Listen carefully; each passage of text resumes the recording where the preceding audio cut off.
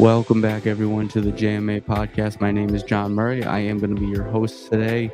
Today we have a special guest, Rex Thompson. He's going to be the promoter. He is the promoter of Donny Brooke's Fight Promotion from Barre, Vermont. We've been to a few of his events in the past, and we're looking forward to the big event this Saturday, Battle at Barre 15. Guys, let's welcome Rex Thompson to the stage. Rex, how you been, my man? Good. How are you doing, John? I am blessed and unstoppable, my man. We got a big event coming up this weekend, don't we? Yeah, this is probably our biggest event. We actually had enough time to start focusing on our own shows again. As you know, we were working on an expansion and stuff like that, so that took up a lot of our time and stuff. And we didn't have a lot of time to focus on our own events that we had going on here. So we took a step back. We are focusing strictly on ours right now. And it turned out to be just a really good card, some really good matchups, some stuff some fights I'm really looking forward to. Now, you guys got I saw your a little bit of your live stream. You guys mentioned that you have a couple big names coming to town this time around. We have Ryan Texera, which is Glover's nephew, is on the card. So Glover usually comes there to corner. So he'll probably be there. We got, of course, Felipe Silva's cornering Corey Norman. We have Charlie Rosa. He's coming to corner his brother Lucas. So we have 4 professional fights. Plus we have anybody in jiu-jitsu knows who he is. They Edward Scissorhands. He's going to be cornering Tavon Thomas. So that's pretty cool. Another guy. I know that I'm fucking with you because I know Ed. And Ed's a super good guy. I've gone out there, I rolled with him. He just competed.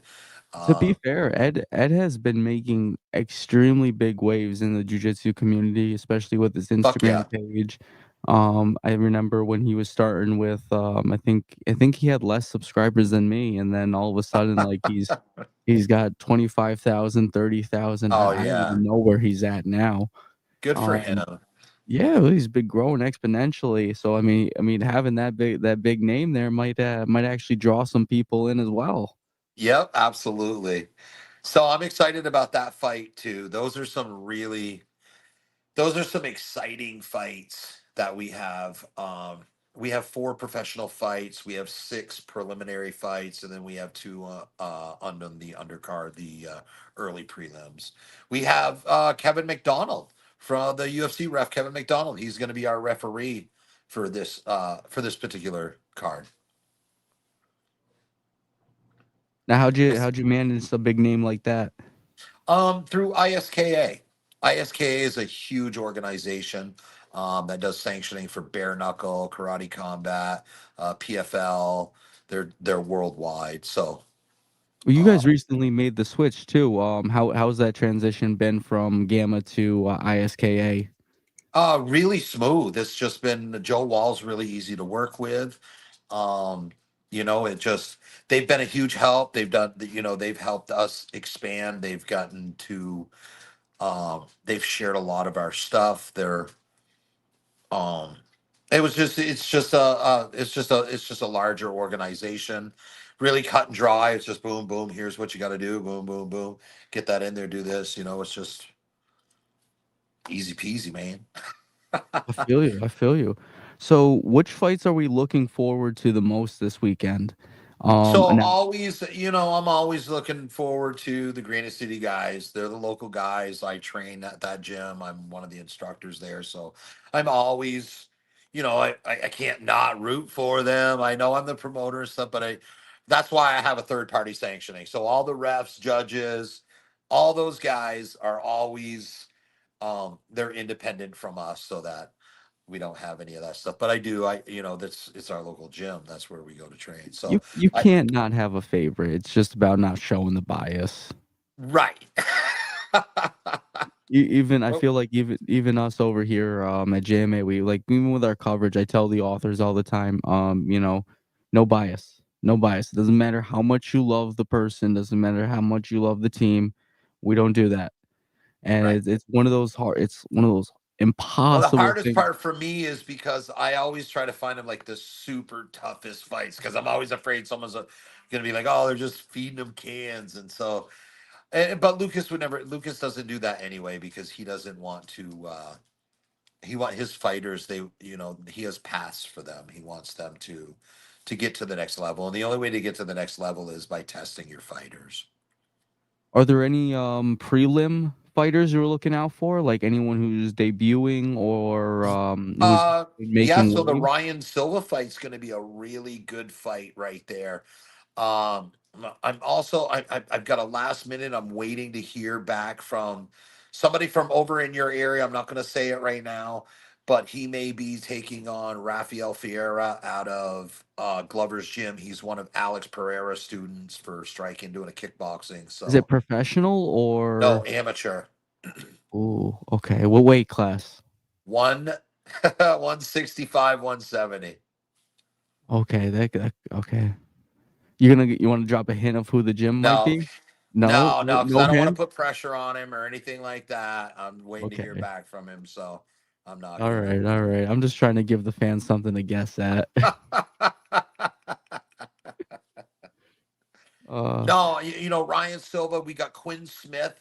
Quinn Smith is another young kid. Um, he came up and he's been training at Granite City. He came in and for a while he was living in the back room. The kid's he's young. He's a young wrestler. Got a lot of talent, but this is his first fight. We're going to see he's going to be fighting Marcos Villegas. Marcos Villegas has a couple fights with Street Beefs. Looks like a really tough kid. So I think that's going to be a real test for Quinn to see where he's really at. That's one thing to be a stud inside of the gym. It's another thing when that person actually really wants to kill you on the other side of the cage. that definitely makes it a little bit harder, doesn't it? Um, Right? I think anybody, if you're going to do martial arts and stuff, I think everybody should at least compete once. You need to yeah, feel that. it's one of those things that like can you really say you're a martial artist if you never fought before, you know? And it's I I I don't I know, I, man. I It's entirely all agree with theory you. until you put it to use. Yeah. Yeah, everyone's got a plan until they're punched in the face, right? Well, and I just watched it, and I've done a ton of traditional martial arts. I really have it, and I think what I find wild right now is the evolution of martial arts. So we're actually MMA is going all the way back to Japanese jiu-jitsu, pankration. I mean, so we started out in Japanese jiu-jitsu to learn Japanese jiu-jitsu. By the time you get a black belt, that is just means that you learn the basic wazas, all nine of your wazas. You know the basics of them. Now you have like another in whatever 50 years of learning everything else there is to learn. So there's striking. So your judo came out of one of the wazas. Karate came out of another waza. Your Atami wazas, your Nagi wazas, you have nine different wazas in traditional Japanese jiu-jitsu. That's how it started out. That's how the samurais learned how to fight. Every bit of self-defense, I don't care what you call it, Krav Maga, I do not care what you call it. It is embedded with Japanese jiu-jitsu. Japanese jiu-jitsu came from even before that. That was the Buddhist monks. The monks came over. The Japanese hired them to like teach us how to fight. So not a ton of strikes because they were wearing armor, but it was made to be very just you wanted to hurt somebody very fast and make sure that they couldn't get back into the fight. That was the whole purpose of it. Today, is it very practical? Absolutely not. And I watch this all the time. I watch this and people are like, oh, that's bullshito or whatever. You have to try that in a real fight. Well, for thousands of years, they killed people with it. It's so it has been battle tested. We do know that it fucking works. Is it practical today? Just like I say in my self-defense class, absolutely not. Because is it good for law enforcement? Absolutely not. Because they use pain compliance and breaks to get what they want. They lack control. Brazilian Jiu-Jitsu makes up for that fucking control. Um, so for Well, example, when you go for a well, real Kimura, quick, real yeah. quick. With so Japanese jiu-jitsu, we have one of our authors who focuses more on the traditional jiu-jitsu. Yep. Um, they do a lot more swordsmanship in their class. Oh, I have a Um, sword. I I I believe do. you. I have a custom made Japanese sword Oh, that's for beautiful. That's lit. That's lit. But what I guess I was gonna get at was like, from my understanding is like Brazilian jiu-jitsu and judo. Judo really focuses on the throws, right? It yeah. emphasizes the You throws and end the only fight with a throw. right. Its specialty revolves around throws. Brazilian jiu-jitsu, its specialty revolves around controlling the opponent on the ground. Niwaza, Um, Nagiwaza. right. And from I guess with traditional jujitsu, it's like a jack of all trades, but it's very 100%. but it's not as niche, I guess, as the predecessors where they kind of like judo kind of focused on the throws. I think it was 40 to 70 throws or something from traditional jujitsu that they took away or Jigoro Kano Yes. took away. So that And because the difference in judo and jujitsu is on the lower part of your leg when you do a sweep, a hashidorai, or anything like that. What that lower part, that is, it's a foot sweep. In judo, if you come up above the knee, it's ashi. Come up, it's otoshi. So just moving up the leg, it's three different throws, but it's the same concept. It's the same. They broke it down way more technically. Same way Brazilian Jiu-Jitsu took the ground game and they broke down the Jiu-Jitsu, they broke down Jiu-Jitsu even farther, more technical. absolutely. And they were also, I mean, they were inspired. So I guess Um, there was luta livre in Brazil at the same Yep. time as judo was entering Brazil, and from my understanding, is there was a bit of a rivalry between the two, and that's kind of what pushed the ground game in Brazilian jiu-jitsu a little bit. Just Yeah, so, because the Japanese were murdering people with judo, dude. There and was just so no there. It listeners, just people talk about the Helio Gracie fight and Kimura. Kimura played with him. There was no. He threw him around like a fucking rag doll. That wasn't even Kimura's like biggest fight of his career. He did. That was just another fight for money. He went there and beat him up for money, and then a lot of. I mean, no disrespect or anything like that. I didn't mean that in that way, but no, there's everyone was it doing it back wasn't a in the great day. fight. Like Elio was never in control of that fight. He was just constantly getting beat up by him. You know what I mean? Yeah. The Japanese dominated the ground game back in those days. They 100%. I did a before we continue, just so the listeners get a little bit of idea why we transition this way. You're getting your black belt coming up on Friday as well in traditional jiu-jitsu. Yeah, I'm gonna So test for my black belt. So I've done so I small imagine circle. you're pretty excited for this though. Yeah, it's to me. I've been doing it for a long time, and this is it's just kind of a formality. I've done small circle jujitsu, local akita kai, which is another version of small circle jujitsu, and eskrima, Filipino stick fighting. My father taught judo, um, so I've always done it. But now I'm older, and I do like I like the traditional Japanese jujitsu. I I'm not. I've gotten to the point. when I was a blue belt, I would drink whiskey and I would like fight with anybody. I want to go to the bar and like, hey, did you know I'm a blue belt in Brazilian Jiu-Jitsu? I'm gonna kick your ass now. So You just pulled out I, your pocket. you know what I mean? So I don't do that anymore, and so I'd much rather do Japanese Jiu-Jitsu because I'm no longer fighting people to as a sport or for anything to prove. So if you actually push me to the point of fighting you, I don't want to fight for a long time. I want to make sure I don't care if I got to jab you in your eyes, bite your nose, but I don't want to go into a long drawn out fight. And that's what Japanese jiu-jitsu really is. It's for to open you up for a lawsuit for permanently maiming somebody. So that's you know what I mean? It's not that I'm not trying to I'm not it really is. It's crazy. A lot of people look at it and they're like, "Oh, that would never work." I'm telling you, when your wrist is turning the wrong fucking way, your body will follow you. And the other thing is how you train it. So obviously, I train at an MMA gym. So do we practice choreographed moves? Absolutely not. Because when in a real life situation are you going to have the, okay, I would like to throw a perfectly straight. No. Okay, that's cool for drilling. Don't get me wrong. You want to drill that till you get the technique down. You want to throw stupid, over exaggerated punches, stuff like that till you get the technique down.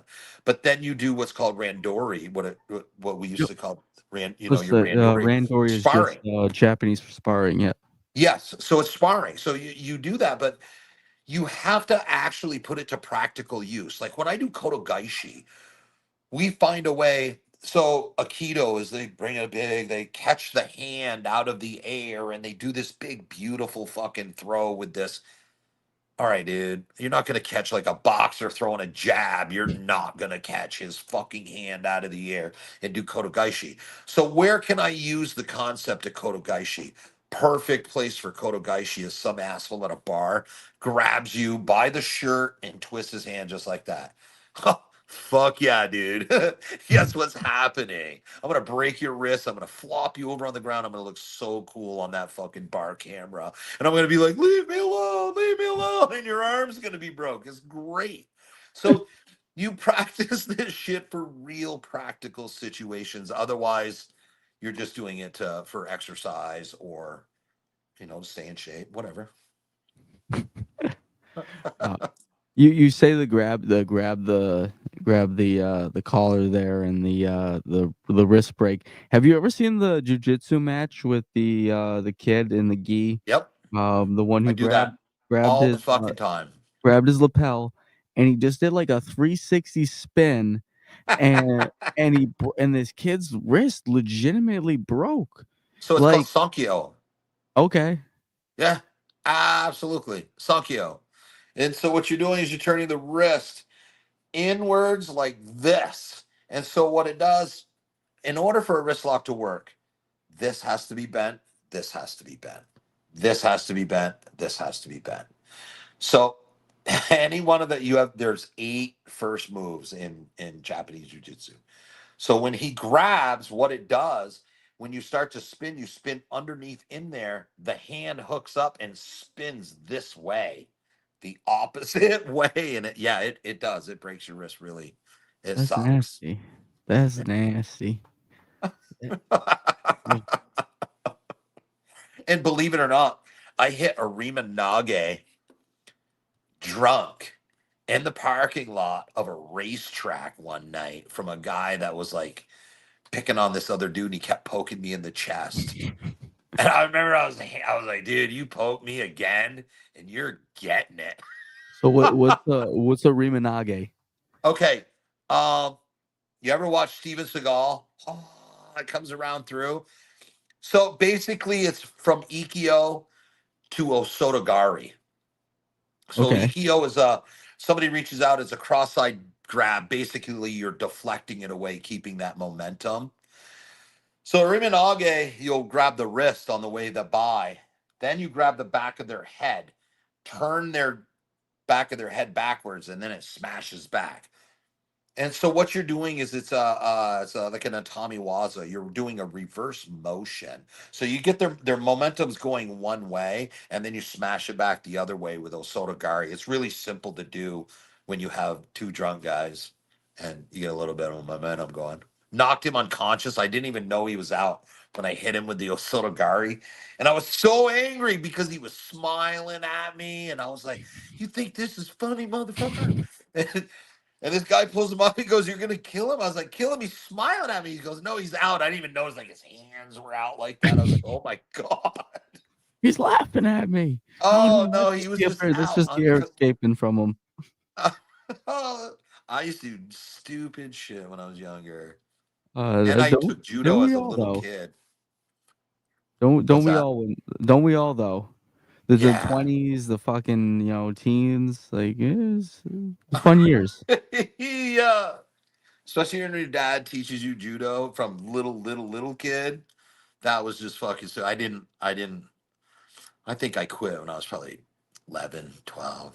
How did so you trained martial arts as a kid. How did you get into the MMA promotion? Was that something that just came to fruition after your MMA career or I no, I was in the military. I spent a long time in the military. Um, I came back, had a construction company, still continued on with martial arts, tried a lot of different martial arts, traditional arts. Um, and then uh my daughter wanted to fight. My daughter made her MMA debut at 16 and I was her trainer. Um, and then I got with one of the promoters up here. She asked us to be a judge. And so I started judging all the way back to right after the Burlington Brawls, XCP, stuff like that. I was doing judging. Probably a couple of years after that, she wanted to sell me the XCP name. And we just didn't want to, we wanted to start our own thing and try something different and try to go the sanctioning way and stuff like that. And so I bought the cage and bought the ring from her. We started out with making payments to her, and we made enough money in two shows to pay her for the truck and the cage. And so shout out to Kathy Richardson. She was the one that got us our start, and Donny Brooke wouldn't be where we were without her. So yeah. how many so you guys typically do this out of Bear. Do you have you done any promotions elsewhere? Yeah, we did. We started out in New York, but that's for another day.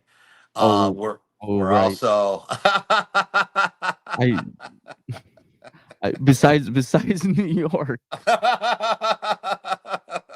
right. I'm So sorry. it's fucking nothing but drama over in that place. I'm Uh, not trying to drag that through the mud. I no, promise. no, no, no. So anyway, right now we are talking with a promotion in Virginia for an Okay. affiliation down there. Um, so yeah, I think working with ISKA and with our production crew, we have kind of a nice little package that we offer promotions for an affiliation. So it's yeah, I'm excited. I think big things to Big come. I hope so. I hope so because the last time we went to the Donny Brooks, I mean, my biggest grievance was getting moved, but that was no fault on your end. That was you guys trying to do a solid for someone else. Right. Um, but you guys had a really great setup. You guys had the food vendors, you had everything well lit. There was balcony seating for media. There Yep. was you had the bleachers, Sti- but then you also had the low section with the VIP tables for all the Yep. high paying members. How much is a VIP table go for nowadays? So the VIP tables we're transitioning to our sponsorships down there. That's so people can pay a monthly fee and they can get banners, they can get stickers, they can get all that good stuff at our shows. And they get a VIP table. So other than that, if there's any that are not through our advertisers, they are $600 for a front row, $500 for a second row.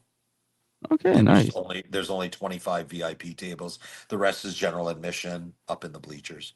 That's But not too bad. there's I've not a seen them bad go. place. I mean, there's not a bad place in the arena you can't see. Plus, we have the big screen. We have that 30-foot screen. Um, so yeah, no, That's gonna, it's gonna be good. It's gonna be good. we All got right. Joe McNeil coming back. He is doing the he's going to be doing the commentating with Will White and Roddy Patterson. Um, yeah, no, I'm excited. We've had a lot of buzz around here. Um, so a lot of people have hit me up that have never come to a show. So that's always a good sign. Um, yeah, I'm excited. Absolutely. All So right, my man. We're coming up on the 25-minute mark. Where can perfect. people get their tickets? DonnyBrookeFightPromotions.com, or they can go to Donny Brooke Fight Promotions on our Facebook page. Get right on there. Anytime that you buy a ticket, pay-per-view, any of that stuff, there's a drop-down menu. Click on a fighter's name, and they get credit for their ticket sales.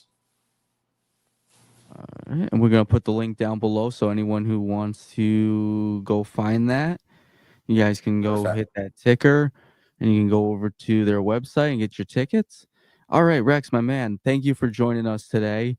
I know this was All right, last bud. minute. I wanted to get you in here before this event. I thought it was important to get you an opportunity to promote this amazing event. You guys do such spectacular work. So thank you again for coming on the Thanks for having me, podcast. my man. My man, stay blessed. Until next time, this has been the JMA Podcast, guys.